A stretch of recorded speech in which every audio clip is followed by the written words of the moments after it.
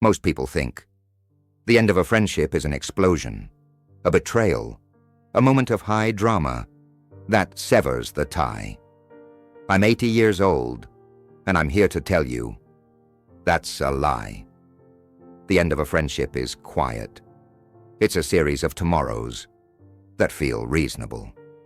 And I'm too tired. That sound like wisdom. 6 months ago, my best friend died. His name was Tom. We knew each other for 57 years. To the people at his funeral, we were the gold standard of loyalty. They saw two old men who had stood the test of time.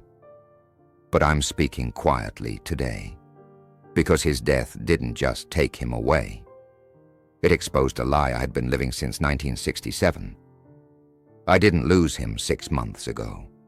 I'd been losing him in increments of 3 millimeters a year for 3 decades.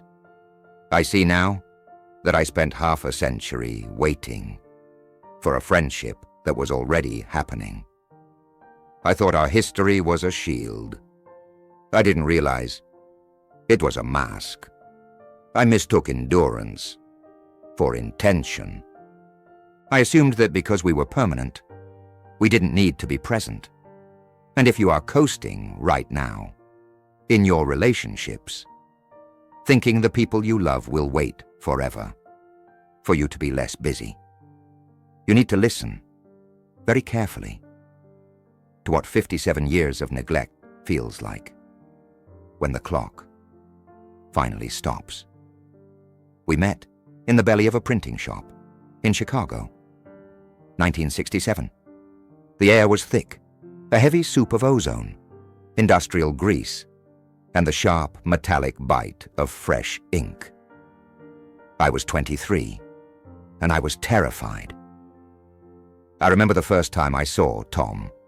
He was standing over a Heidelberg press, his face lit by flickering fluorescent lights that never stopped buzzing. Those machines were monsters, massive, rhythmic beasts of iron. They didn't forgive mistakes. If you blinked, they could take a finger or a hand. We were both new, both out of our depth. Back then, friendship wasn't a choice we made over coffee.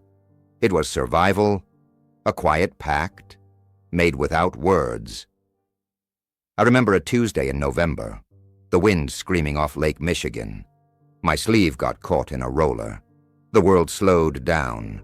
I felt the tug, that cold, mechanical pull, iron deciding my future.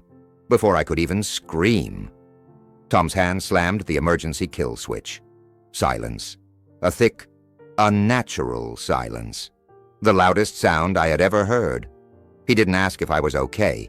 He just looked at me, his chest heaving, his hands soaked in black ink.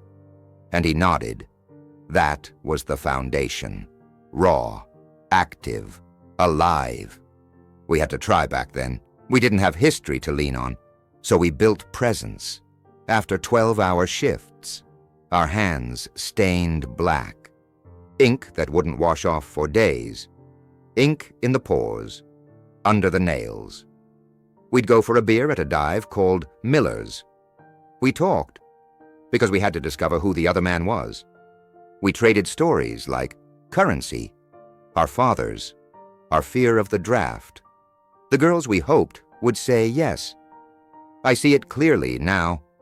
Those ink-stained nights were the only times I was fully awake in the friendship.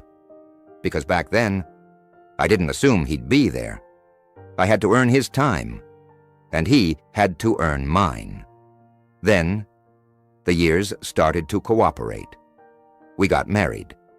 I stood next to him in 1969, best man, adjusting his tie and telling him he was making the best mistake of his life.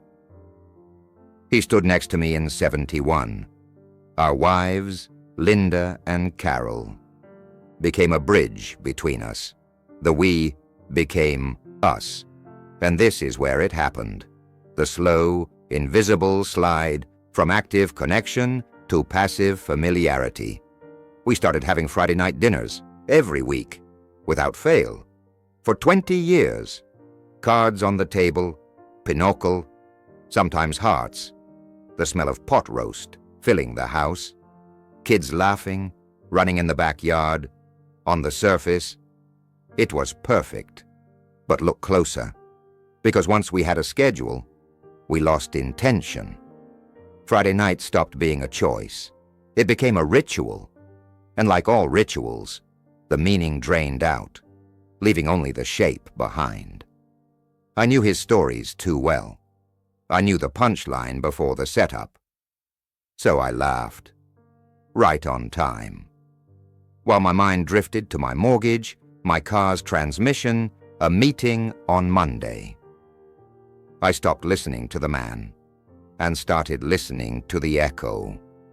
I treated our bond like the foundation of my house. Deep, solid, unmovable. So I stopped checking it. I moved through life, assuming time would stay cooperative. I mistook low friction for depth. I thought because we didn't fight, we were close. What a fool I was. Conflict at least means something is alive. What we had was more dangerous. We had comfort. When my wife, Carol, died in 2008, Tom was there. Let me be clear, he was a good man, by every definition that matters to society. For the first month, after the funeral, he came to my house every single day, at 4 o'clock, always on time. He brought heavy deli sandwiches from that place on 5th Street, corned beef on rye, so heavy, they sat in my stomach because I couldn't eat. He'd sit in the green wingback chair in the corner of my living room, the light low, the room quiet, and we would just sit. I told myself then, this is what 50 years of friendship buys you, a man who will sit in the dark with you. And it was true.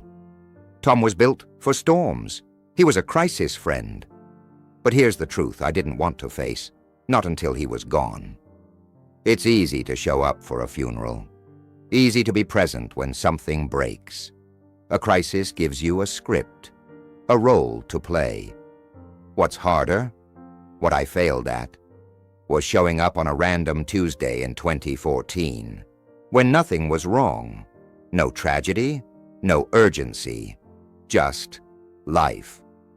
I used Tom's presence in my grief to excuse my absence in his living. I told myself I had earned enough points, that I could coast. I stopped creating the friendship and started consuming it. After Carol's death settled from sharp pain into a dull ache, I went back to my favorite drug, tomorrow. Tomorrow sounds harmless, responsible, mature, but tomorrow is the most dangerous word in the language of an old man. A thought would come. I should call Tom. Then I'd look at the clock. 7:30. He's probably watching the news. I'll call him tomorrow. Tomorrow became next week. Next week became Friday dinner. And because Friday was guaranteed, I let the days in between rot. They didn't feel urgent, so I let them go. I didn't call it neglect. I called it giving him space. I didn't call it distance. I called it maturity. I told myself real men didn't need to talk every day. We had history. That history was supposed to carry the weight when my effort was low. But history is dead. It's a museum. Cold. Quiet. Still. You can't live in a museum. Connection is alive. It's a garden. It needs water. Every day. I was trying to grow a forest without ever picking up the watering can, hoping rain from 30 years ago would somehow keep everything alive. The last time we had breakfast was 2 weeks before his stroke. Silver Spoon Diner. Same booth. We'd sat in for 20 years. The air smelled of burnt coffee, industrial cleaner, and maple syrup. Tom was fading. The dementia wasn't a shadow anymore. It was sitting right there with us, He told me the same story about his son. The trouble in the 90s. Same words, same pauses, same shame. 3 times, in 20 minutes. And instead of leaning in, instead of taking his hand, instead of saying, "Tom, I hear you, I love you, I can see you're hurting," I stayed practical, orderly, I corrected his dates, I steered us back to the Cubs, to the weather, safe topics. Because I was tired. Too tired for the weight of his fear. I wanted breakfast to be easy, comfortable. I didn't want the real conversation. When we walked into the parking lot, the sun was bright. That cold winter sun that lies to you. He squinted at me and smiled. "We've had a good run, haven't we, Bob?" And I laughed. I actually laughed. I patted his shoulder. "The best. See you Tuesday, Tom." That was it. That was the end of 57 years. A see you Tuesday that never came. I treated that moment like it was infinite. I didn't look him in the eye. I didn't say thank you. I got in my car and thought about what I'd have for lunch. Tom had his stroke 4 days later. He never spoke another clear word. I sat by his hospital bed, and for the first time in 30 years, I was present. But it was too late. I was talking to a man already leaving. I held his hand. The same hand that hit the kill switch in 1967. And it hit me. I didn't know him anymore. I knew the Tom of 1970, the Tom of 85, but the Tom of now, he was a stranger. I'd managed the routine and missed the person. Now, every Tuesday morning, for a split second, habit wakes me up. I think, I have to meet Tom. Then the weight drops, the silence, the hole in the world.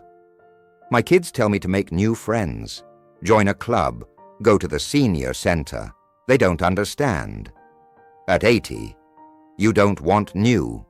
You want known. Someone who remembers your wife's laugh.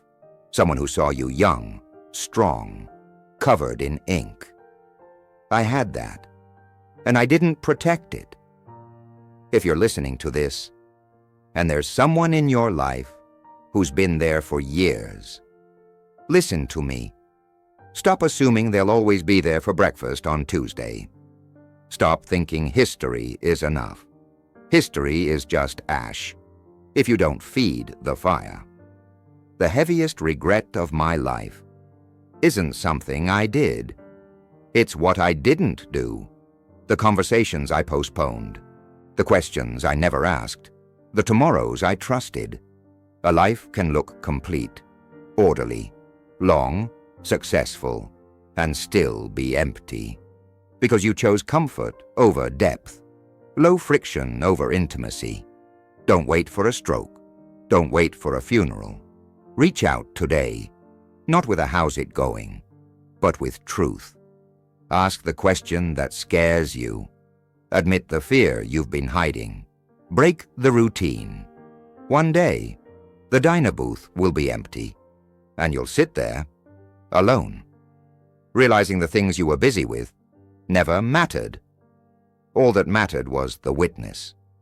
And when the witness is gone, a part of you goes with them. I'm 80 years old, and I'm finally awake. But I'm awake in an empty room. Don't be like me. Show up while the lights are still on.